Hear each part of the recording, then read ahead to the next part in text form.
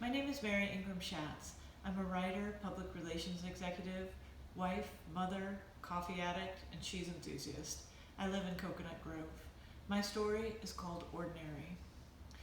My COVID-19 story is not one of tragedy or heroism. It is of the utterly ordinary, touched by this moment in time. For me, COVID-19 life has unrolled in a series of phases. The first was of small disappointments. Before schools were canceled, my son was looking forward to a school trip to Orlando. But in the week before the trip, concerns about COVID-19 started to escalate quickly. First, they announced that there would be some restrictions, but as the days went on, the debate about whether or not this trip was safe went back and forth. But the night before, his bags were packed. They had the green light to go. It wasn't until the next morning, when he got up early and was getting dressed to go to the bus, that the trip was canceled. After that, March completely unwound. School was canceled, but also celebrations, ceremonies, competitions, and performances. Our plans to go on a cruise for spring break were suddenly wildly unwise. What strikes me now in retrospect is how much we took all of those things for granted. Certainly we weren't walking around glowing about all the amazing plans we had for March, not until they all disappeared. But we took back complaints about any of these things. People are out of work, sick, dying. Our losses are trivial and we know that. We try to focus on the positive. Then I enter phase 2, freaked out. Sheltering at home brings with it uncharacteristic anxiety. I start every day reading the headlines about skyrocketing number of cases and sobering death counts. Suddenly, a trip to Publix to buy frozen vegetables raises my blood pressure. I'll hear my husband cough in the next room and I'm terrified that he's getting sick. For myself, I often experience the hot flashes of menopause, but now, if I wake up with the night sweats, I take my temperature. It's good news. I'm just old. At this point, I combat anxiety by exercising every day. Then I clean all the closets and alphabetize the spices. I feel less anxious when I'm in motion. Other people buy enough toilet paper to last till 2030, but I hoard coffee. The idea of facing a pandemic with caffeine is terrifying. Around this time, Tiger King floats through our lives, and I spend some time thinking about the profound weirdness of this popular show. And I think the appeal is sort of like being trapped in a vicious tornado, and just when you're at peak panic, you look out the window and something completely weird flies by, like a rubber chicken or a giant pair of underpants.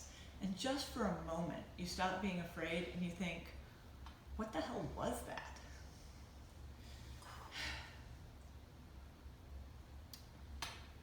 As the weeks go by, it becomes clear that this is not a short-term situation. We enter the surreal phase. I'm home, healthy, on a beautiful sunshiny day. Outside the door, the bougainvillea blooms. The palm trees sway in the spring breeze. The air is warm and soft and smells gently of jasmine. Cars line the streets as nearly everyone is home. Traffic is light. It feels peaceful. But this is a false peace. The constant reminder of people who suffer are devastating. Domestic violence and suicide rates spike. I am overwhelmed by the hugeness of it all, and I don't know how best to help. I have empathy, but also a kind of survivor's guilt. I wish I could do more. I make donations, I wear my mask, but it doesn't seem like enough. But at home, we try to get into a routine. Everybody needs to be up by 9 a.m. and get dressed. Getting dressed feels a little optional, but I worry about our mental health if we sit around in our pajamas for weeks on end. I don't feel that way about makeup though, screw that. We find places to work. My husband and I work from home. The kids do their schoolwork. And on Wednesdays, we clean the house together. Once a week, we order takeout. After dinner every night, We play board games or watch a movie. I love this kind of time together. Then in April, it's my daughter's 14th birthday. Her big gift is that we're going to redo her room. She's excited, and she came to show me her new dresser. She's gotten it all organized. Look, she said, I put all of my school clothes in this drawer so they'll all be together.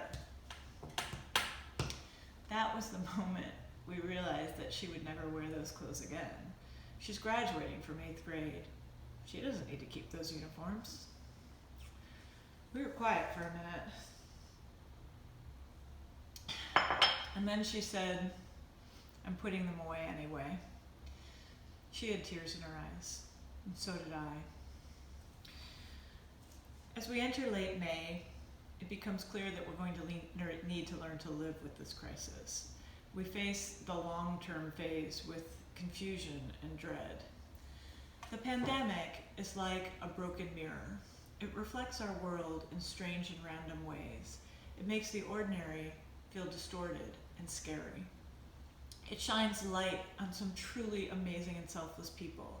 Nurses, doctors, grocery store clerks, delivery drivers, postal workers who show up every day to keep us safe and to make sure we have what we need to go on. It shines light on some ugliness too. Fear, greed, and ignorance thrive in the confusion. Mostly, it's disorienting. There are no easy answers. I start and end every day with thoughts of gratitude. I hold the entire world close to my heart. I hope that as we tiptoe out of our homes, kindness and good sense will rule the day. I hope.